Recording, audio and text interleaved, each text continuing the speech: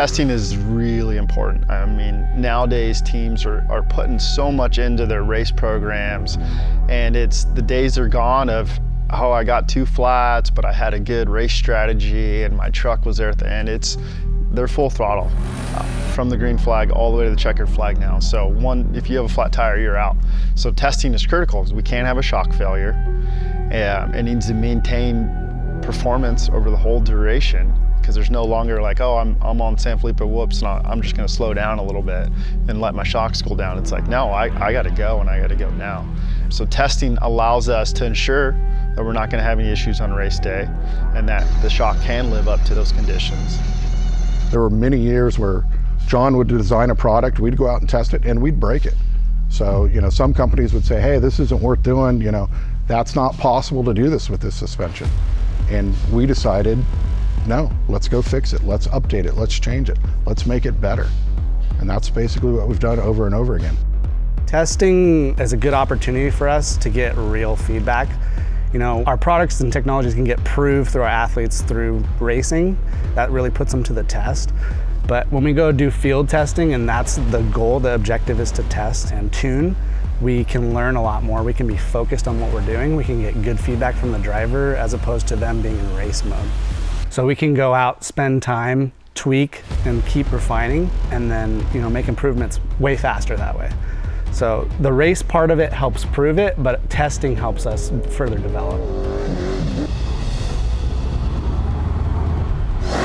It's been quite a ride with Justin. Justin's an extremely fast driver, and obviously he's in really good equipment. And to have Live Valve on there and to develop this technology on this incredible piece of machinery and this incredible driver, it's really kind of a dream come true. And it really gets us on the fast track to be able to develop these products, because you're not just going, yeah, if we went a little faster, I wonder what it would do. No, we're there. We're going as fast as we can possibly go, and if we can make an improvement, it shows like right away.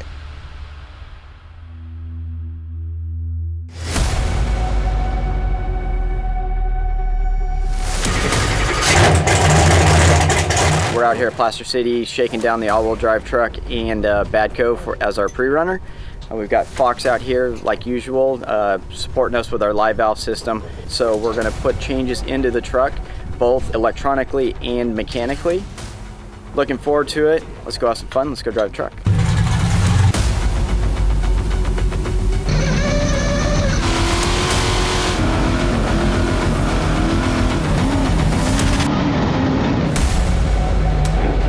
Do you feel the difference? Oh, it's a race car. Really? Yeah. Initially, it was rougher, kind of over like the 5-6 inch kind of chop. But really, when you started working it, it felt a lot smoother. It had a lot more stability to the truck. I'd say the biggest complaint I had was when you got on the gas through the center of like a long sandy sweeper, it wouldn't transfer back to the rear quick enough. So like I just like a little more, it was more of like a late exit where you can feel it kind of start setting down, and I'd like it to set down a little sooner in the center of the corner. Isaac is in there. We're changing some programming algorithms, and so now we're going to go out and see how those feel. And then we have about 3 changes we're going to do today, and we should be a step forward every change we make.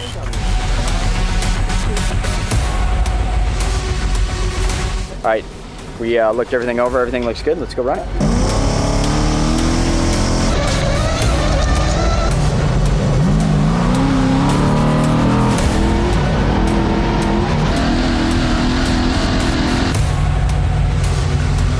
The initial tap is definitely firmer, so I could see why that was an issue. Like you definitely feel it. Okay, you feel something firmer. And I think that's what's given us a little bit, because we have a little bit more damping at the beginning, and that's helping us get through the big holes. But through the square, you definitely feel that it's stiffer. We're doing a few changes. We're taking Live Valve out of the rebound and throwing mechanical adjusters in there. Kind of play with that and see how that affects it. Also change a few things in the poppets and the compression side, so hopefully that'll make it a little better ride for him. And a little bit of revalve, and that's about it. All right, change is done. Let's go see how it feels, and we'll smash some bumps.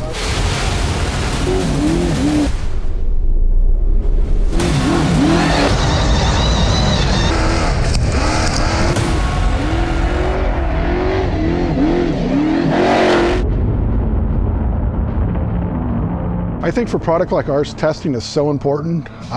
You want the product to be able to survive these grueling races. You want to know where the faults are and how to fix them before it ever gets out to the quote general public. You know, I don't think it's a smart business decision to just launch something, think it works, and throw it out there. We don't want to do that. We want to make sure we establish a good product before it ever really sees the light of day. You always hear the, win on Sundays, sell on Mondays. It's happened with this company, Through our racing programs, we've established our OE partnerships, with Ford and Toyota. They came to us because we were an off-road race company, not because, we could build 10 billion shocks a year. That wasn't what these guys were looking for. They were looking for a product that could survive Baja and had name recognition and had all this technology behind it. It's a pretty short journey for our racing products to make it into our consumer level products. Basically once it goes through RAD and we're happy with it, it goes into our race product, and then once the product is born in our RAD program, then it actually goes to our aftermarket products pretty quickly. The old way of testing and validating and designing new product was we would design something, go put it on a race car, get driver feedback, and iterate from there. Well, now we know where the performance needs to be at a minimum. Live valve, for example, we went through probably 20 iterations before we put it on a vehicle, and that was because we had the equipment to do that here.